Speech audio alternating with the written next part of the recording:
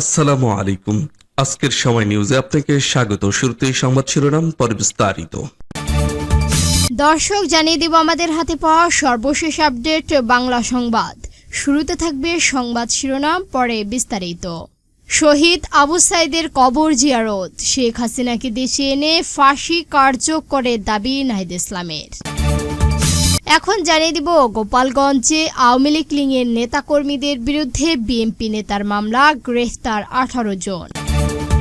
তারপর জানিয়ে দিব রিমান্ড শেষে কারাগারে সেই হরিদাস। এবং সর্বশেষ জানিয়ে দিব ধর্মের নামে কেউ যেন সুবিধা নিতে না পারে, বলছেন মির্জা ফখরুল ইসলাম আলমগীর। দর্শক, এতক্ষণ শুনছিলেন সংবাদ শিরোনাম, এখন শুনবেন বিস্তারিত। বিস্তারিত জানার আগে আপনি যদি আমাদের চ্যানেলে নতুন এসে থাকেন তাহলে অবশ্যই চ্যানেলটিকে সাবস্ক্রাইব করবেন। আর ভিডিওটি আপনি কোন জেলা থেকে দেখছেন এবং শুনছেন অবশ্যই কমেন্ট বক্সে লিখে যাবেন। এখন বিস্তারিত। শেখ হাসিনাকে দেশে এনে ফাঁসি কার্যকরের দাবি করতে হবে, বলছেন নাহিদ ইসলাম। বিরোধী দলীয় চিফ হুইপ ও জাতীয় নাগরিক পার্টি এনসিপির আহ্বায়ক নাহিদ ইসলাম ক্ষমতাচ্যুত প্রধানমন্ত্রী শেখ হাসিনাকে দেশে এনে ফাঁসি কার্যকরের দাবি জানিয়েছেন। জুলাই শহীদ দিবস উপলক্ষে বৃহস্পতিবার দুপুরে রংপুরের পীরগঞ্জ উপজেলার বনামপুর শহীদ আবু সাইদের বাড়িতে তার কবর জিয়ারত শেষে সব কথা বলেন নাহিদ ইসলাম। এনসিপির এই নেতা বলেন, আবু সাইদ যে মামলার আসামি শেখ হাসিনা নিজেও, এবং সে রায় শেখ হাসিনাকে ফাঁসির দেওয়া হোক। আমরা আশা করি সরকার দ্রুত সময়ের মাধ্যমে তাকে দেশে এনে ফাঁসি কার্যকর করবে। এছাড়া অন্যান্য সব মামলা আছে, দ্রুত সময়ের মাধ্যমে সেগুলো রায়ের প্রদান করার সাজাও তাকে কার্যকর করতে হবে। বিরোধী দলীয় চিফ হুইপ নাহিদ ইসলাম অভিযোগ করেছেন, জুলাই সনদ বাস্তবায়নের প্রতিশ্রুতি দিয়ে সরকার জনগণকে কেবল মৌখিক আশ্বাস দিচ্ছেন, বাস্তবে কোনো পদক্ষেপ নিচ্ছেন না।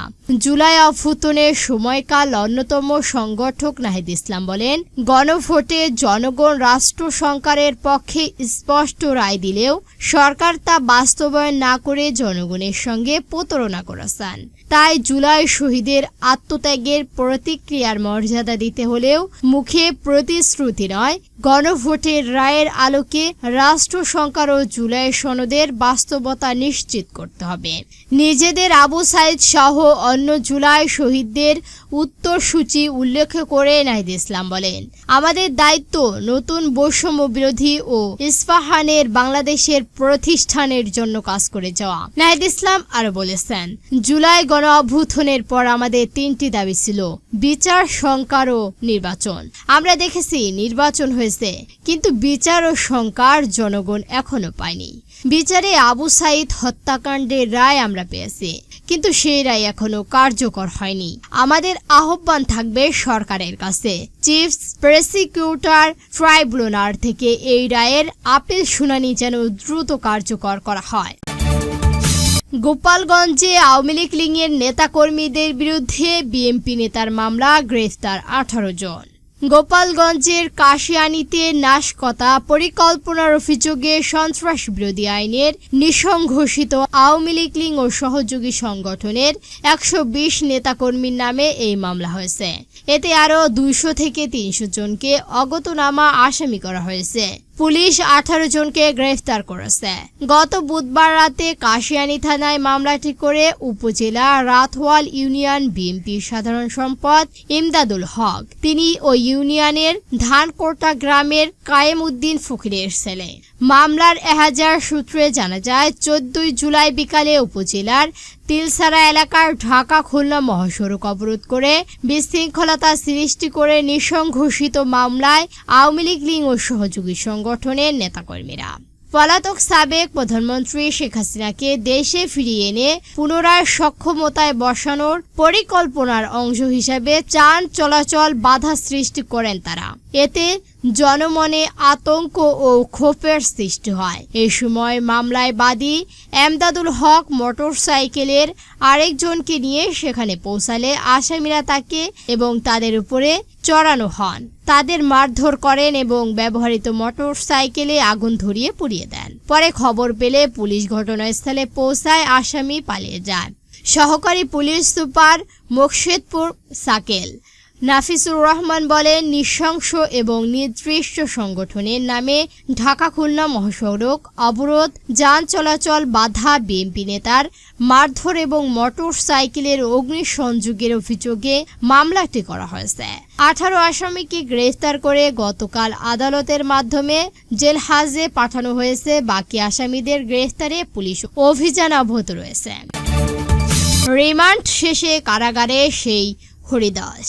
অর্থ পাচার মামলার রায় বিগ্রত নিম্নানে উদ্যুক্ত হরিদাস চন্দ্র তরণীয় দাসকে রিমান্ড শেষে কারাগারে পাঠানো হয়েছে।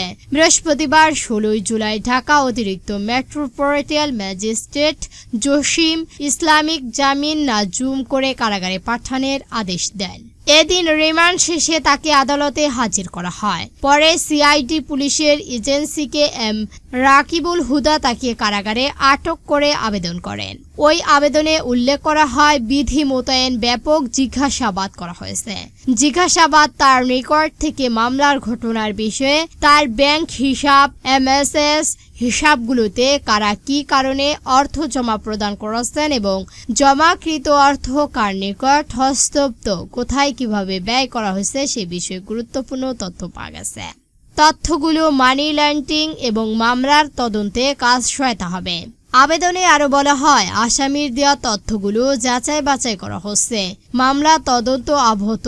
তদন্ত সমাপ্ত না হওয়া পর্যন্ত তাকে জেল হাজতে আটক রাখা একান্ত প্রয়োজন। আসামির জামিনের মুক্তি পেলে মামলায় তদন্ত ব্যাঘাত ঘটবে। আসামি পক্ষ শ্যামল কুমার রায় জামিন শুনে এবং শুনানি শেষে আদালতে তার জামিন নামঞ্জুর করে কারাগারে পাঠানোর আদেশ দেন। এর আগে গত 12 জুলাই 9,35 লাখ টাকা অর্থ পাচারের অভিযোগে উত্তর পশ্চিম থানার মামলা করে সিআইডির ফাইন্যান্সিয়াল ক্রাইম ইউনিটের এসআই সাইফুল ইসলাম মামলার দায়ে তিনি দিন-রাত 12:30টার দিকে গাইবান্ধা পাশোয়ালবাড়ি উপজেলার হোসেনপুর ইউনিয়নের মাধ্যমে রামচট্টগ্রাম গ্রামে বাধা গোবিন্দ ও কালীমন্দির এলাকা থেকে তাকে গ্রেফতার করেন পুলিশ। পরের দিন 13 জুন জিজ্ঞাসাবাদের জন্য তার 4 দিনের রিমান্ড মঞ্জুর করেন আদালত। মামলার বিবরণে বলা হয়েছে, হরিদাস চন্দ্র তরণীয় দাস গাইবান্ধার পলাশবাড়ি আলোচিত শ্রী শ্রী রায় গোবিন্দ কালী মন্দিরে প্রতিষ্ঠিতা। অনুসরণের অভিযোগে পর্যালোচনায় জানা গেছে, হরিদাস চন্দ্র তরণী একজন সাধারণ ব্যবসায়ী এবং তিনি ব্যবসার আড়ালে দেশি বিদেশি মুদ্রা পাচার সহ হুন্ডি ব্যবসার সঙ্গে জড়িত। ধর্মের নামে কেউ যেন সুবিধা নিতে না পারে বলছেন মির্জা ফখরুল ইসলাম আলমগীর। ধর্মকে কেন্দ্র করে বিভাজনের রাজনীতি নয়, বরং সব ধর্ম বর্ণের মানুষের অংশগ্রহণের উন্নত বাংলাদেশ গড়াই সরকারের লক্ষ্য বলে জানিয়েছেন স্থানীয় সরকার, পল্লী উন্নয়ন ও শ্রমমন্ত্রী মির্জা ফখরুল ইসলাম আলমগীর। তিনি বলেন, আমাদের এমন একটি রাষ্ট্র গড়ে তুলতে হবে যেখানে কেউ ধর্মের নামে বিশেষ সুবিধা নিতে না পারে। সবাই যেন সমান মর্যাদা পায় এবং সম্মান পায়। বৃহস্পতিবার 16 জুলাই রাজধানীর স্বামীবাগ ইস্কন মন্দির ও জগন্নাথ দেবের রথযাত্রার মহা উদ্দেশ্যে উদ্বোধনী অনুষ্ঠানে স্থানীয় সরকার, পল্লী উন্নয়ন ও শ্রমমন্ত্রী মির্জা ফখরুল ইসলাম আলমগীর এসব কথা বলেন। মির্জা ফখরুল জানান, শহীদ রাষ্ট্রপতি জিয়াউর রহমানের বাংলাদেশি জাতীয়বাদী দর্শন এবং দেশনেত্রী বেগম খালেদা জিয়ার রাজনীতিকর আদর্শ অনুসরণ করেই বর্তমান সরকার সব ধর্মের মানুষের অসম অধিকার ও উন্নয়নে কাজ করছে।